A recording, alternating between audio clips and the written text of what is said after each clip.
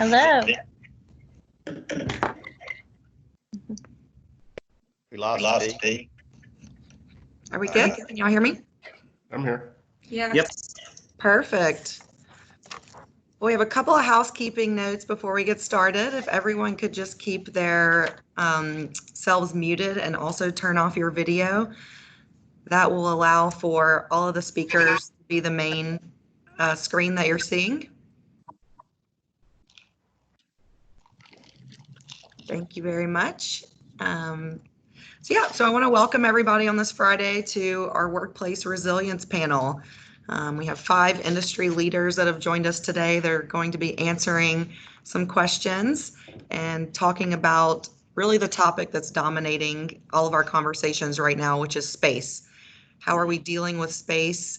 How is that changing? And what do we need to be looking at for the future?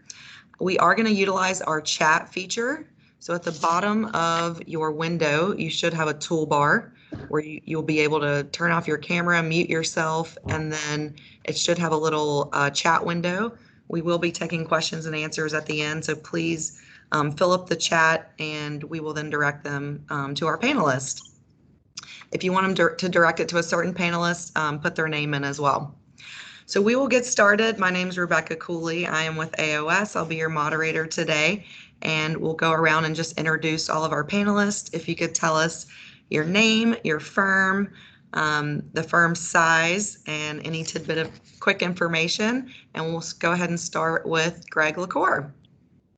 Hello, Greg LaCour, Director of Campus Planning at LSU.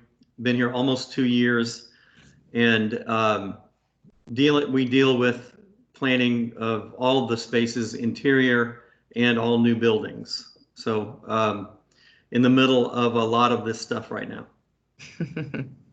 That's an understatement. Steve Dumez. Hi, folks. Steve Dumez. I'm Principal and Design Director at EskewDumezRipple. We're a 50-person New Orleans-based architectural practice. Awesome. Mike Siegel. Hi, everyone. I'm Mike Siegel. I'm President of Corporate Realty. We are a local commercial real estate company focusing on management, leasing, and investment properties. We do not own real estate as a rule, but we are third-party service providers, and we are very busy in these evolving times. Thank you. Riley Kennedy. Sure. Hey, everybody. Thanks for having me, Rebecca. I work at Woodward DesignBuild. We're a regional commercial general contractor. My role here is the Director of Organizational Development. So it's basically anything that's non-construction and non-finance, so HR, marketing, some strategic planning, diversity and inclusion, and we haven't slowed up since all of this happened. So it's been a really interesting learning experience.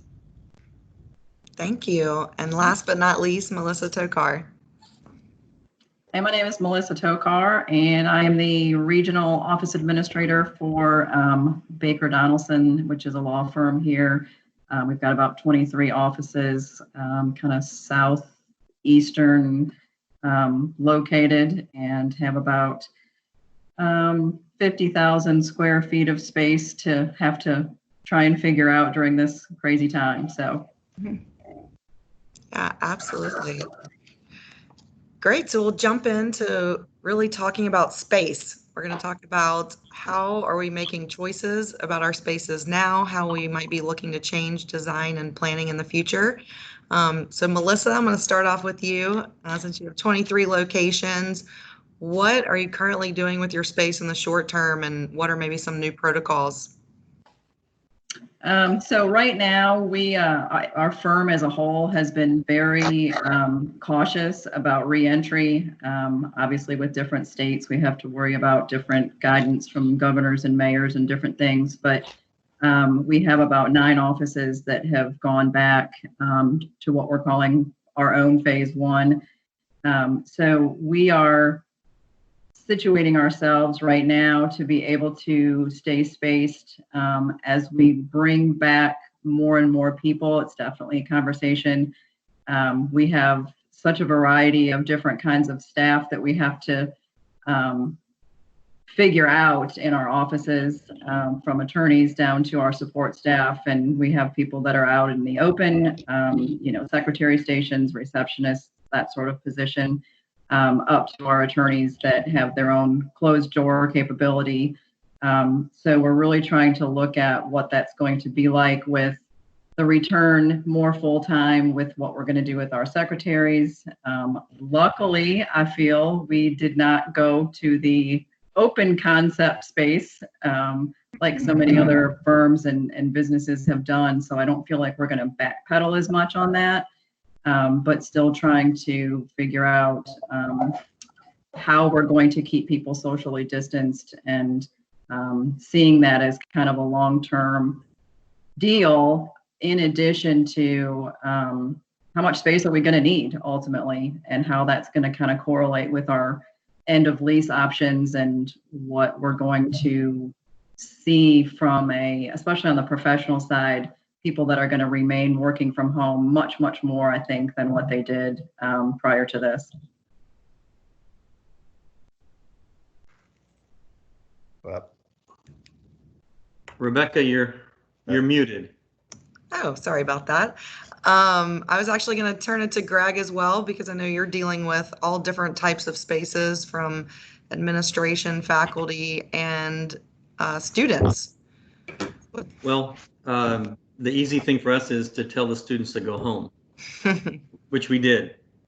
The big conversations are how do we start back up in the fall, and following the guidelines that are trying to be implemented right now in Louisiana, we're going to make the assumption that we'll have a 25% capacity in a given room. We have been fairly effective with our online learning, and somehow hoping for a combination of online learning and classroom attendance, so people that are online can feel like they're part of a sparsely populated classroom. Not quite sure how that goes yet. In terms of people are starting to come back next week, my staff and the staff that are near and around me are not coming back in phase one. The LSU online actually happened to get into full force about a year ago, and really we're gearing up, and we had the opportunity to make it live whether we liked it or not. So all in all, the use of space is going to completely be redefined, at least for the short term. I mean, my hope is that we are in fact going to be able to solve this with a vaccine sooner than later. My biggest concern is not my biggest concern. I definitely don't want to miss football season. So I don't know how that's going to work. That's a big issue around here. That is, absolutely. Go Tigers. And Riley, being, really the people person in your organization, one of the biggest challenges is the change management piece. So how are you communicating and encouraging these changes among your team?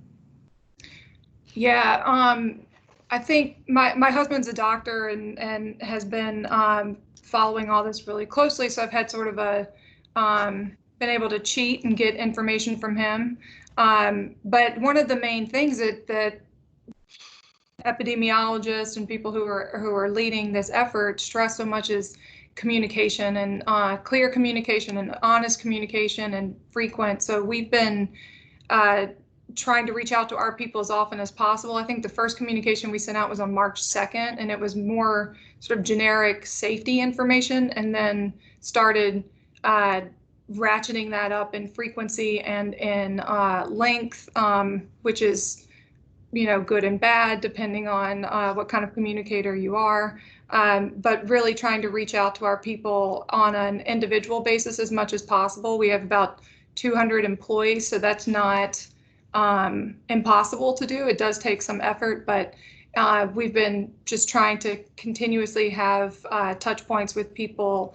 And we've also been in close contact with other people in the industry too, and have made all of our information and our communications available on our website, and are just really stressing that people have a huge spectrum of reactions to this, and coming back to the office, there's a huge spectrum there as well, from people being gung-ho, like I'm coming in tomorrow, just try to stop me, from people saying, oh, absolutely not. Like, there's no way I'm going back into a public space right now. So we're trying to just work with people on a very individualized basis, because we can.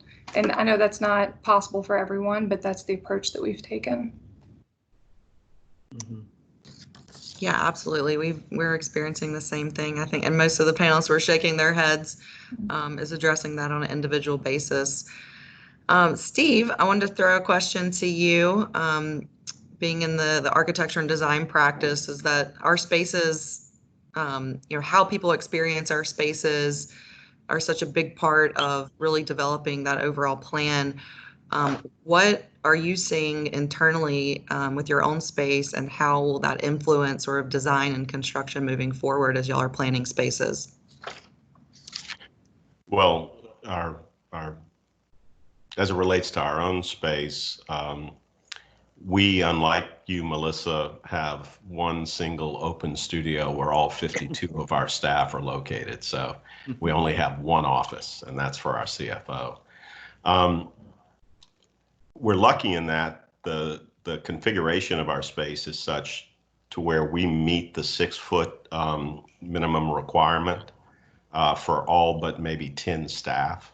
And so we've done a replanning of the space, and so we can reallocate those staff into some of our other shared spaces or collaborative spaces. So we'll be able to adapt pretty easily. When it comes to the kind of emotional sense of space, we had a number of staff that never really left. It was just easier for them to continue to work from the office.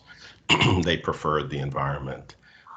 So we've probably had over the course of the 8 weeks, 3 or 4 staff in the office just about every day. We've done a set of surveys. We've asked people their preferences. I'd suspect next week, given what we're hearing, is that we'll end up with maybe 10 to 12 people in the office, and that'll change over the course of the day or over the course of any week. I think people are much more comfortable remaining at a distance in the short term. But my sense is that's going to change in terms of long-term issues related to space. I have a feeling once we get Greg's vaccine, a lot of the things that we're juggling and changing and adapting to are going to become kind of secondhand. And for us, the idea of all being together in a creative environment is gonna pull back, and we're going to be interested in maintaining a lot of that as we begin to adapt. Yeah, absolutely. Mike, I wanted to hear from you kind of on y'all's A, your internal plan, and B, what are you seeing in the marketplace? I've sort of heard a vast end of the spectrum. One is that people have realized that they can be more collaborative and productive at home, so therefore they'll be downsizing. And the alternative is that they can't be as productive and efficient at home, so they're going to need to come back to space, and they'll need more of it to spread out. What are you seeing? First, anybody that tells you they know exactly where we're heading the next few months or few years, I want to borrow their crystal ball, because I don't think any of us know who would have predicted this 2 months ago or 1 month ago. It evolves by the day. But I really do think it's a mixed bag in terms of what's going to happen. One school of thought is people have found that they like working from home, and they're fairly productive working from home, and more people are going to do that. And it might work for certain industries. The other school of thought is, I can work from home, but it's really not as much fun, or it's not as productive. So I want to get back to the office. And on the flip side, you've got offices that are extremely densely populated where you have people in 6x6 or 6x8 cubes. And, how are we going to deal with that? So, one way, maybe people need more space to distance further. Some people are going to work from home. I don't know. I really think it's going to be by community, by building, by industry, by company. And I just don't think it's some monolithic way we're going to move. Now, a year from now or 2 years or 3 years from now, when we look back, we might have seen some quantum shift. I don't see it yet. And from our standpoint, corporate realty is kind of an unusual position. I mean, our little office at Place St. Charles, our main office, we got 25 people or so and 10,000 square feet. So that's our office. And I can tell you what we're doing there. But we also manage, as Steve knows, Canal Place and a bunch of other office buildings. Well, those buildings have stayed open. And those people have had to largely continue to work with social distancing and with protocols in place from the beginning. So those offices have not shut down. And then we're dealing with the tenants in those buildings, and every one of those is different. So, it's not a simple answer. I really do think it's going to be by product type, by location. I think most people, by experience, most people want to get back to work or get back to their offices. I think humans are pretty social creatures. And while I have gotten much more proficient at Zoom and making my, scanning my own documents and typing a little, it's not nearly as efficient for me. I don't think it's as efficient as productive for most people. So I feel like more people are leaning toward trying to get back to their offices. But, again, time can tell. And there is a group that says, I'm not ready. And so I think the best thing that can happen, I'm looking forward to next week, because what I've been saying is we got to get our toe in the water. We got to get started. And one week it's going to be this way, and the next week it's going to be a little different. And I think it's going to evolve week by week. And unfortunately, I think there is going to be a setback in there somewhere. I mean, this really wasn't your question, but it's what it makes me think of. There's going to be a little setback. What I was getting. It's going to be a little setback in there somewhere. But if we don't start, we're not going to find what that point is. And I think that gets back to personal responsibility, and that no matter what the mayor says, the governor says, I say, everybody needs to keep practicing social distancing and follow, logical protocols. If we don't, we'll be shut down quickly and worse. If we do, I think we'll have some little setbacks and people want to get back to work. So that was kind of meandering answer. Sorry, Rebecca. No problem. Thank you. Let's go back to Melissa. In some of those spaces, obviously we're dealing with the individual spaces that you mentioned, and obviously the public spaces. As you look to plan out maybe some of the future spaces, is how will you allow flexibility and adaptability to accommodate maybe some of these unknowns? We have just the way that we're structured as a law firm, kind of have a gamut of different positions and different people.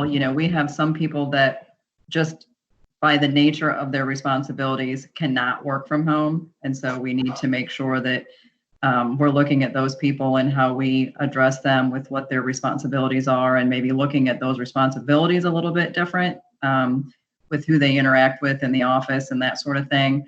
And then we have other positions. We were one of the first groups that shut down rather quickly because of some unique circumstances within our own ranks.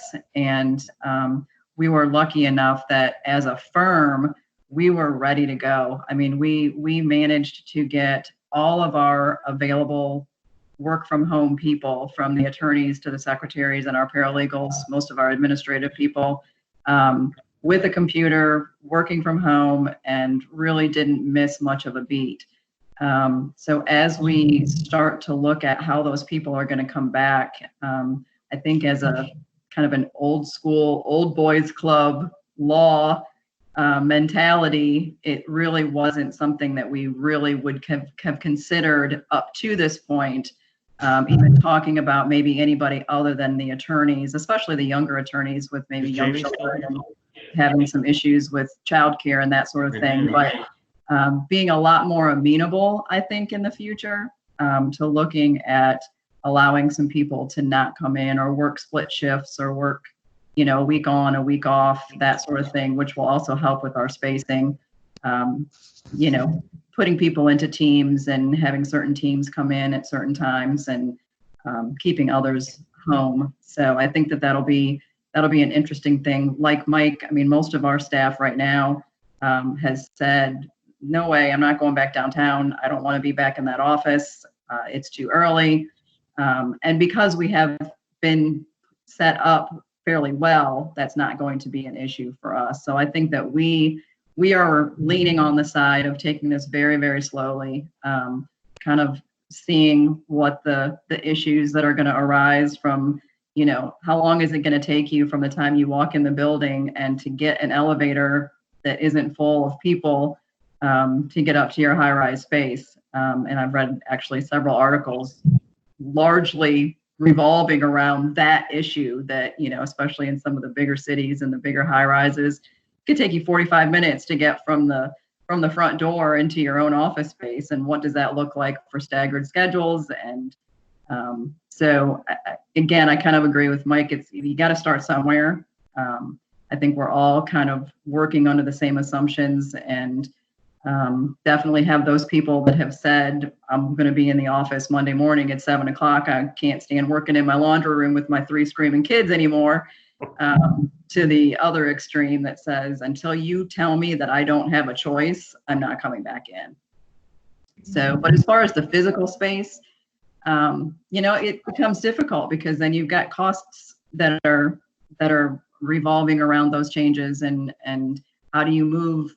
You know, cubes are a little bit easier. You know, certain products are easier that you can make those adjustments. But then you've got the financial side to that too, and people are seeing, you know, loss of revenues and you know, layoffs and reduction in staff and different things like that are also going to make their make the availability of space and things look a little bit different too. So I think that's all gonna have to be put into play, kind of a day-by-day situation. Yeah, I think I just heard that you want AOS to reconfigure your workstations for free. That is what you heard. I heard that too. It's a good thing you invested in that manufactured construction, right? Right. No, I think that's the whole, you know, the vibe obviously everyone is saying is that we don't have an answer. So I think it's important though that we can come together and just have discussions that hopefully can give people comfort or ideas to what's right for them. But Riley, I was going to turn it back to you just again with that comfort level is how, you know, we talked a little bit about in communicating to your team, but how do you make people feel comfortable, you know, coming back in that environment? Yeah, so we've been doing this for a while because our job sites haven't shut down. And so we've had 1,000 people we're responsible for on our job sites still showing up to do that work. You can't build remotely.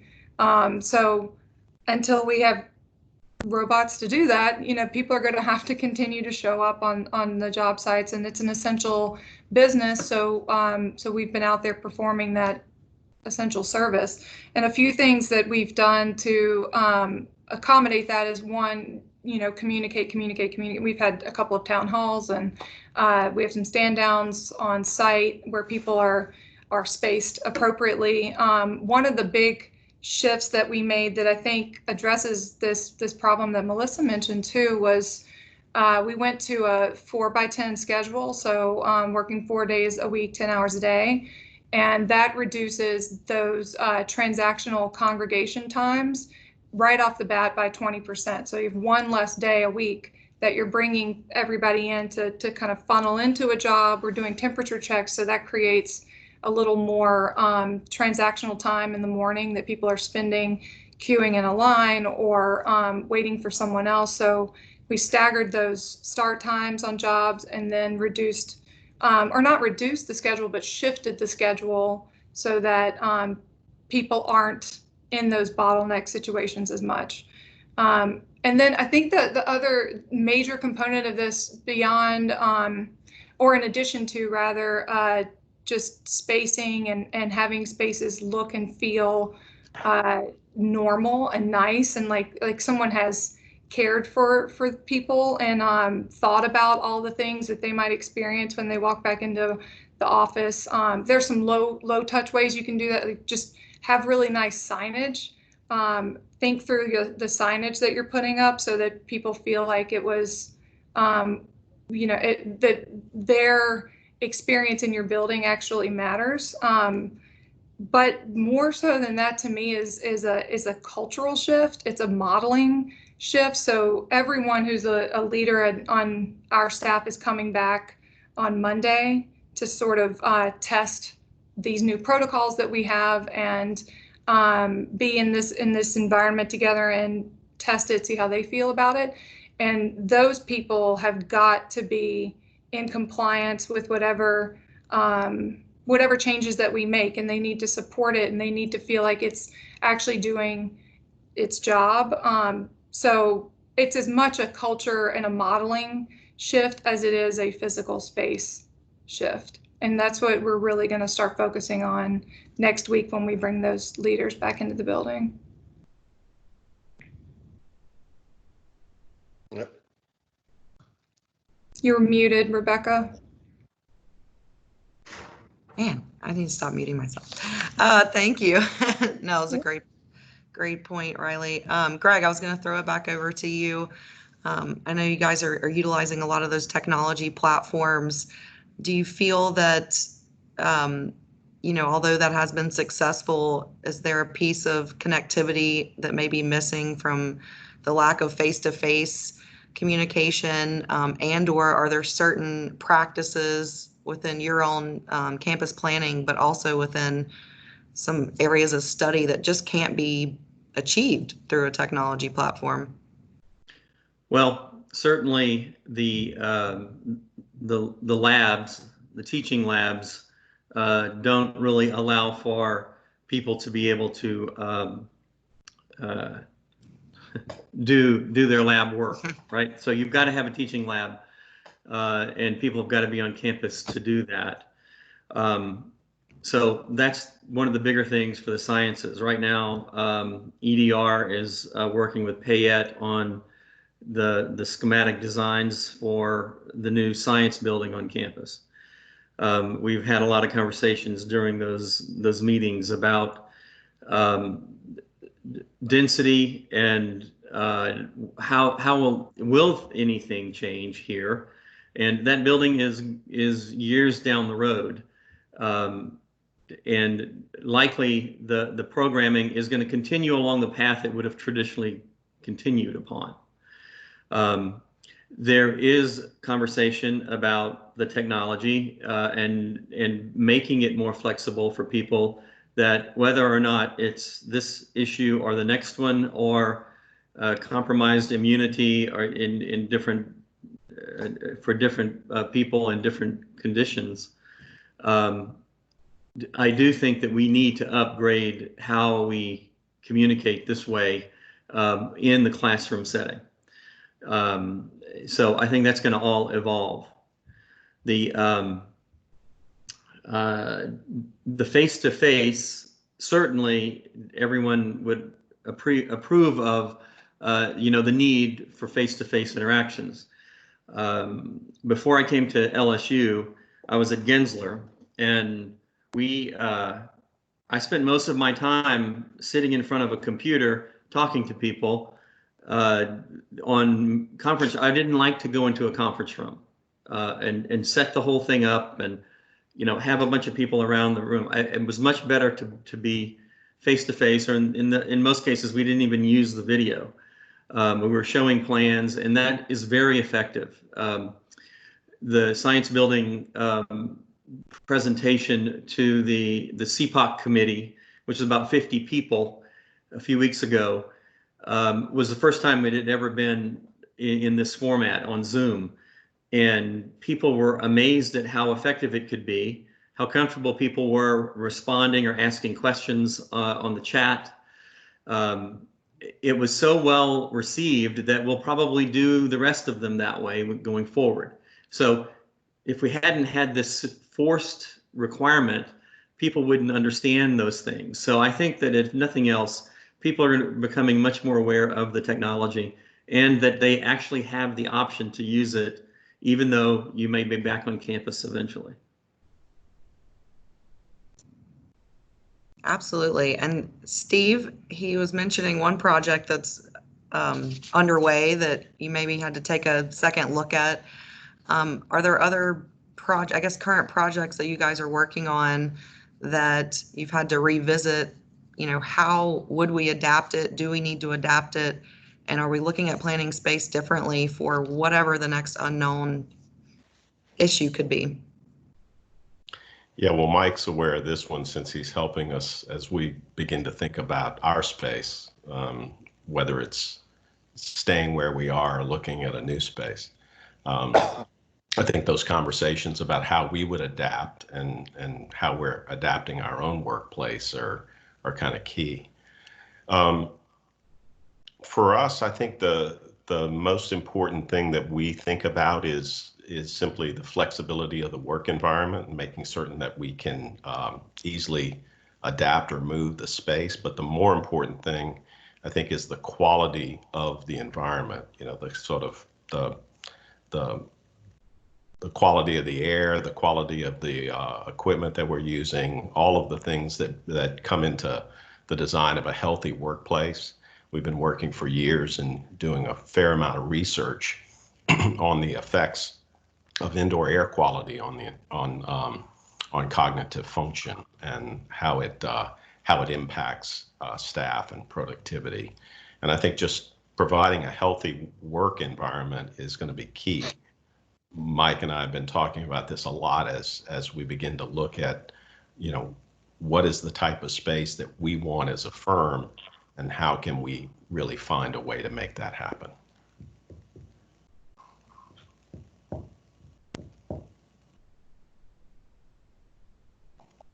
Rebecca. Thank you. Mike, as you're looking at your current building inventory and, you know, I was interested, he was touching on air quality. We were wondering about the same thing in our own building are there going to be measures taken, upgrades, you know, on the building envelope to accommodate some of these changes? You know, I think it'd be building by building, and it gets to be a financial issue to some extent. Nice to say that doesn't matter, and this is going to change everybody's thinking. I think what it's going to do is make quality of life, quality of environment, air quality a much more top of the mind topic and not something that's down there, you know, third or fourth or fifth or 10th and something that you think about. So I have no doubt that it's going to change how people look at it in the buildings. But when you look at changing a 500,000 square foot or 1 million square foot building's HVAC system, I think there will be a desire to upgrade HVAC systems.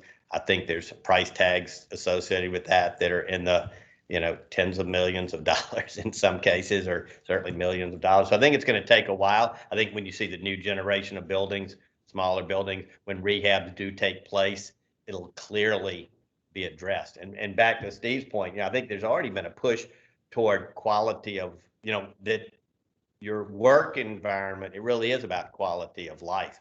You know, it's not just a commodity. I mean, the line I've said before is, you know, we spend more time at our offices pre, you know, coronavirus than we do anywhere else in our entire lives. If you take away sleeping, you spend more time at work than you do at your house. And why don't we put more emphasis in the bells and whistles and the quality of life things there? And I think that's what's been evolving over the last 5 or 10 years. And I think that's going to be even more exacerbated, because if you're going to come back to work, you need to make sure that it's healthy, it has the amenities, it has the quality, so that you go there and experience the same things you would have at home, but you're in a work environment. So I think it's going to evolve as the next wave of buildings comes along, and as people do, you know, as people do renovate existing projects. And just to build on that, Rebecca, I think that more than planning issues, our clients are asking about the quality of the environment that we're able to produce. So those are the questions that are coming up more than do we need more space because of social distancing. They want to know that when they come back that they've got the healthiest environment that they can deliver. Mm-hmm. Yeah. And then, I think Mike brought up a good point, which is balancing that quality of space, but the financial investment that's required, and how do we justify it? All right. Well, I'm going to ask the panelists if what is sort of an ending question, and then we'll turn it over to our chat audience to ask the panelists. I'm going to just go around and see if you have one last thought on maybe what is the most important element that you've learned during this time that you will take moving forward, or just one piece of advice you could leave our group. So I will start with Melissa. I think from a personal perspective, so much of this is going to be very personal. I think that there's going to be some generational significance to a lot of the decisions that are made for if your firm is, a younger generation versus, more of the traditional, if you're not at the office, you're not working mentality. And we're kind of a mix of that. So I think that really is going to be an interesting thing outside of, all of the unknowns and all of the, the PPE requirements. And although that is something that is obviously going to be interesting as well, I think you're going to see a lot of people that choose not to come back to the office simply because they don't want to adhere to the PPE requirements that are being put into place for one reason or another. But just the whole look of your personal business is going to kind of lead you down one road or another, especially as it relates to space issues. Who's going to choose to, truly have that work from home mentality if they can do it, if it works, they come into the office when they can. And obviously a lot of those space issues are not going to be something that are looked at right away, either because of a financial situation or because, you just signed a new lease last year for 10 years and there's really a limited, limited control over what you have or what you can do or what you can change. So I'll be interested to see where that generational gap goes to and plays in all of this as well. Great. Thank you. Riley. I think something that I'm learning through this, or that is becoming more and more clear, is the need and how helpful it is to have a disciplined organization when you need to adapt. So if you are running a healthy organization and you're investing in your people and management training and how we lead and communicate with people, you are going to be so much better prepared to adapt whenever things like this that are totally unexpected and unprecedented happen. You can really flex to be able to accommodate that. So it just is highlighting to me the need to continuously develop our people and to connect with our people. And then the other piece I'm learning too is that we can't be afraid to individualize plans and to adapt to the different types of needs that people have. There's a whole slew of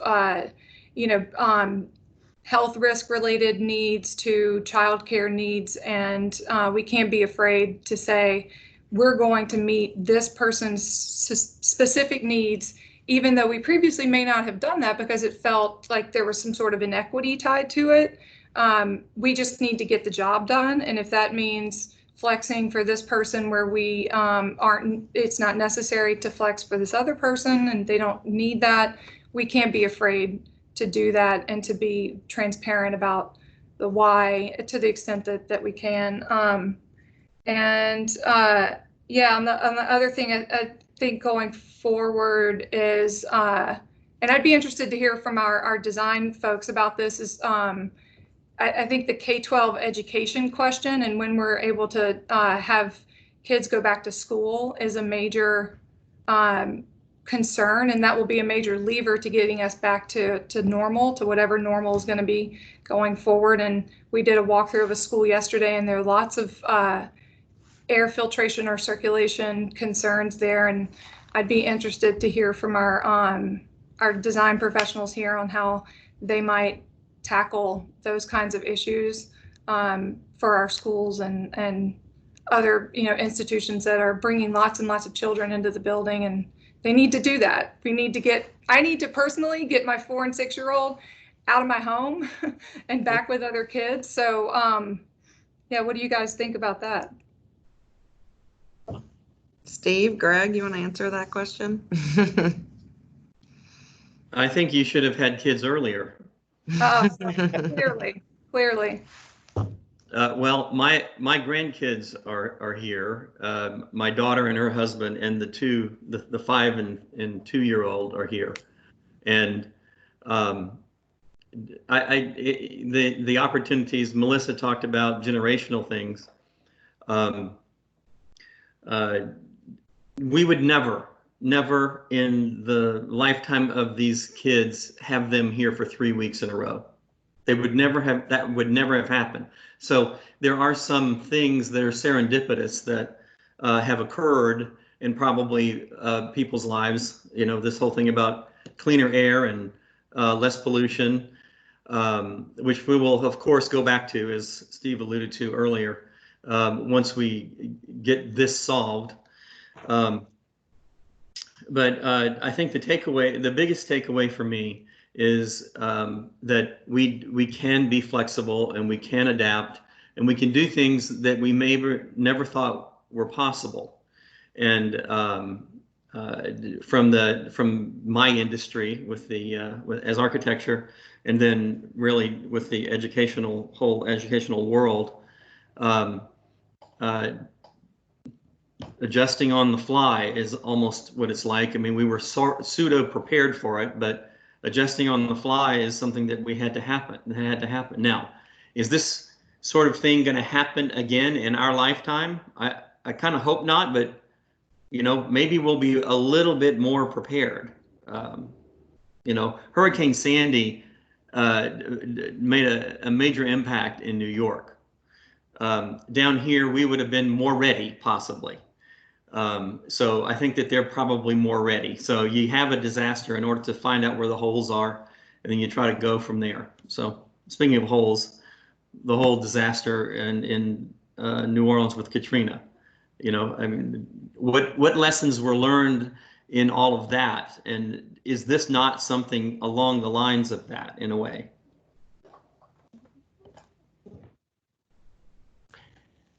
Yes, certainly to build on that from our perspective. I mean, I've been thinking back on Katrina when, we've had to evacuate our office and we've been away from it for 8 weeks. Well, after Katrina, we were gone for 3 months, and we had a hurricane plan in place for Katrina, and we thought it was pretty good.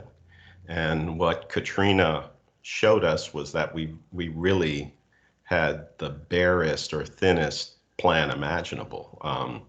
We were able to work and be effective and be productive, but we learned a tremendous amount from that. And I think while we've been fairly nimble through this, we do a lot of work with clients across the country, and we have consultants across the country, and so we're pretty facile when it comes to interfacing on technology. At the same time, having to leave the office and start work 100% remotely laid bare a few things that we realize we now need to fix in terms of technology and how we move forward. So I think this is a tremendous time of change where there's going to be a lot for us to learn through this process. I do think that unfortunately, memories tend to be short, and when we do go back, we might forget that it's critical to think about our ecosystem, the entire climate that we live in, the entire way in which we interact, and it'd be a shame you know, if we all go back to work and it's simply business as usual, because I think that this has been a transformative event that we should all spend a lot of time thinking about how it is that we engage as a community. Entropy. We have to fight against entropy. It is relentless. Absolutely. And Mike, do you have any thoughts for us?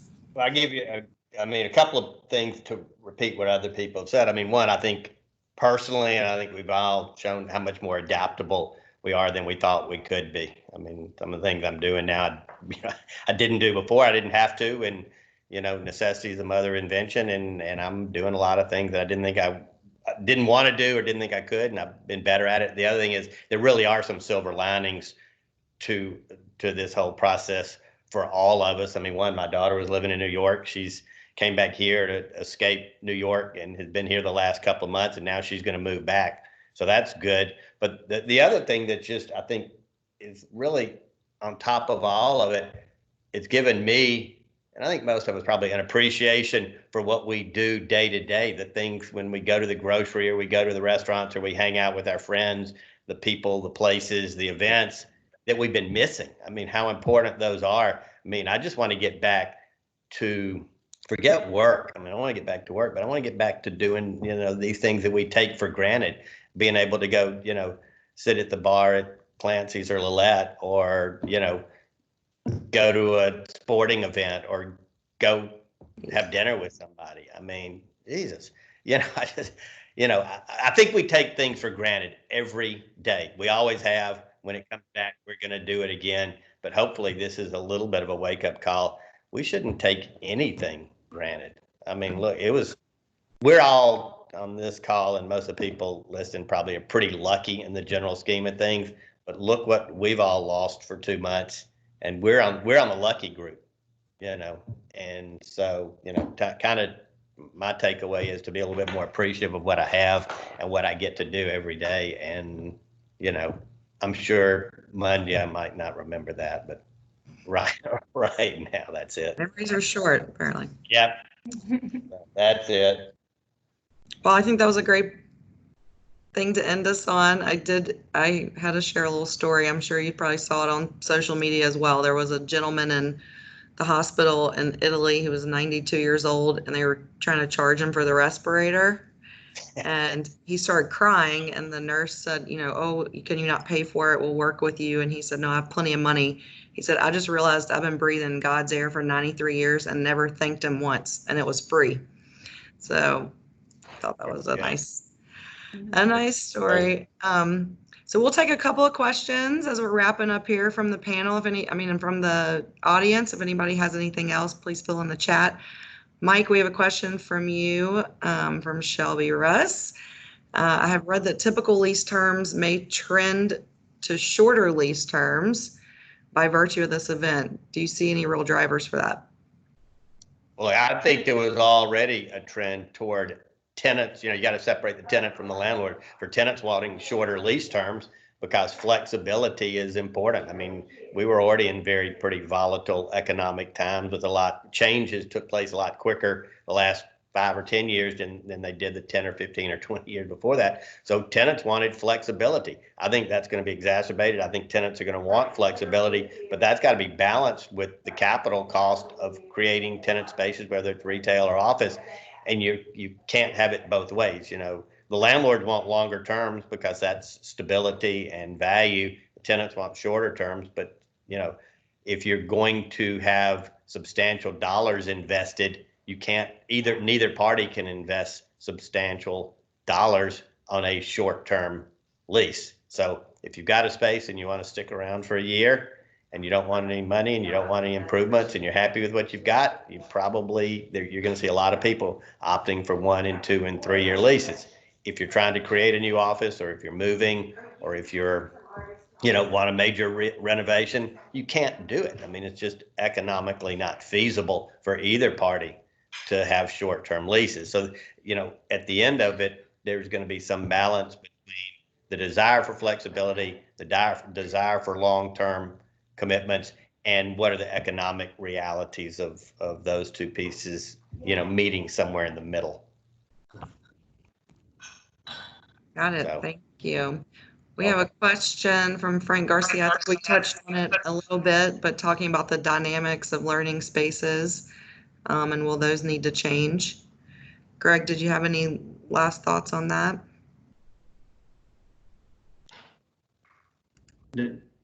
They are going to change in the short term.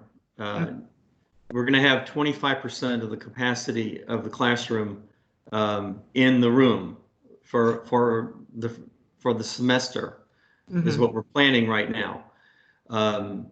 The registrar within the last 2 weeks has taken over control of all of the classrooms on campus, where some departments had control of some classrooms in their buildings. That is to try to figure out how to make more sections work. It's a massive, almost inconceivable problem. How do you really make this work? And just that one thing has changed, that the registrar now, one person is, or one group is in control of how things get scheduled.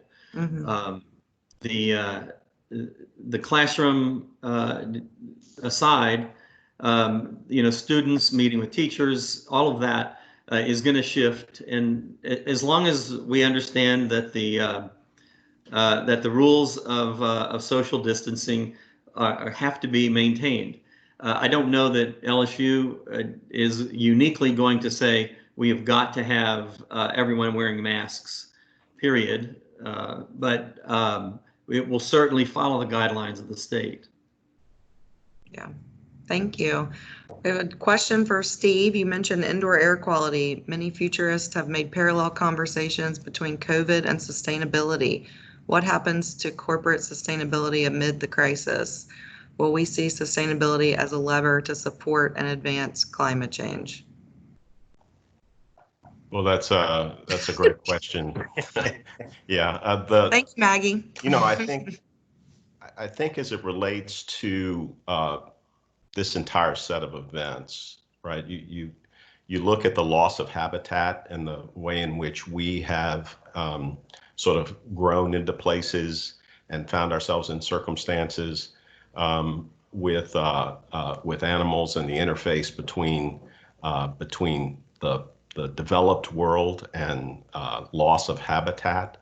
It's the entire conversation as to how these pathogens and how these pandemics begin in the first place. And so that issue of how we as humans think about addressing development and thinking about sustainability is kind of fundamental to this whole issue. I think the fact that this has become such a conversation piece is because it's had such a huge impact in such a short amount of time. And so as a result, everyone is leveraging every ability to solve this problem because we're looking at an immense set of impacts that it's having on us as mankind. So we're addressing it. We tend not to address things like climate change because we don't see the immediate impacts. But I think those two are really tied together. And we have to be thinking about what's happening today is a result of decisions and development patterns that we've been making for a long, long time. And so, yes, I would say that the question of sustainability and what we're trying to grapple with right now are fundamentally tied together. Now, whether or not we're able to address it is a bigger question and a political question that we'll have to continue to have. Yeah.